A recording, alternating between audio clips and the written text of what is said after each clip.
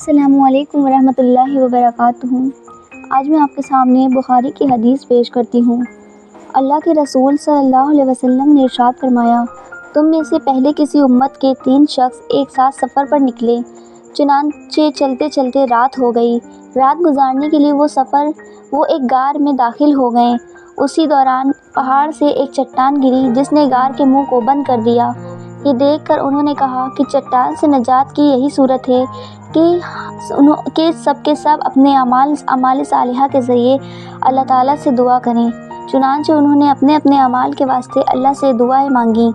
ان میں سے ایک نے کہا، یا اللہ، آپ جانتے ہیں کہ میرے ماں باپ بوڑھے تھے، میں اہل و عیال اور غلاموں کو ان سے پہلے دودھ نہیں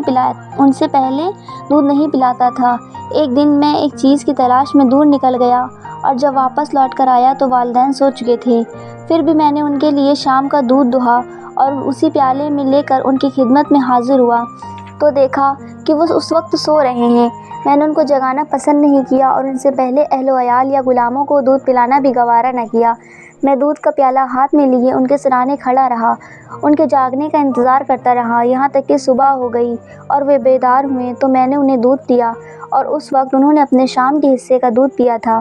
یا اللہ، اگر میں نے اس کام صرف آپ کی رضا اور خوشنودی کے لیے کیا تھا تو ہم اس چٹان کی وجہ سے جس مصیبت میں پھنس گئے ہیں اس سے ہمیں نجات عطا فرما دیں۔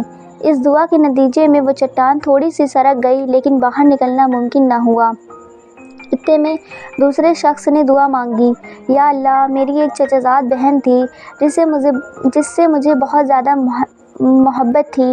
میں نے ایک مرتبہ اس سے اپنی نفسانی خواہش پوری کرنے کا ارادہ کیا لیکن وہ آمادہ نہیں ہوئی، یہاں تک کہ ایک وقت آیا کہ قحط سالی نے اسے میرے پاس آنے پر مجبور کر دیا۔ میں نے اسے ایک شرط پر 120 دینار دیے کہ وہ تنہائی میں مجھ سے ملے۔ وہ آمادہ ہو گئی، یہاں تک کہ میں اس پر قابو پا چکا تھا اور قریب ہی تھا کہ میں اپنی نفسانی خواہش پوری کروں تو اس نے کہا کہ میں تمہارے لیے اس بات کو حلال نہیں سمجھتی کہ تم اس مہر کو ناحق توڑو۔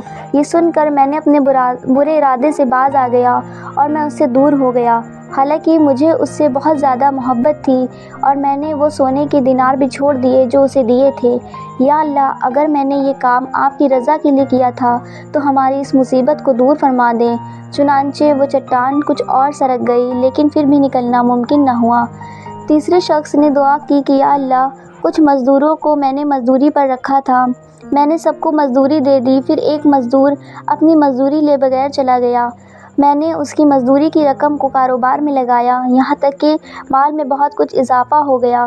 کچھ عرصے بعد وہ ایک دن آیا اور آ کر کہا، اللہ کے بندے، مجھے میری مزدوری دے دے۔ میں نے کہا، یہ اونٹ، گائے، بکریاں اور غلام جو تمہیں نظر آ رہے ہیں یہ سب تمہاری مزدوری ہے، یعنی تمہاری مزدوری کو کاروبار میں لگا کر یہ منافع حاصل ہوئے ہیں۔ اس نے کہا، اللہ کے بندے، مذاق نہ کر۔ میں نے کہا، مذاق نہیں کر رہا، حقیقت بیان کر رہا ہوں۔ چنانچہ میری وضاحت کے بعد وہ سارا مال لے گیا، کچھ نہ چھوڑا۔ یا اللہ، اگر میں نے یہ کام صرف آپ کی رضا اور کی خاطر کیا تھا تو مجھے یہ مصیبت جس میں ہم پھنسے ہوئے ہیں دور فرما دے۔ چنانچہ وہ چٹان بالکل سرک گئی اور غار کا منہ کھل گیا، سب باہر نکل گئے۔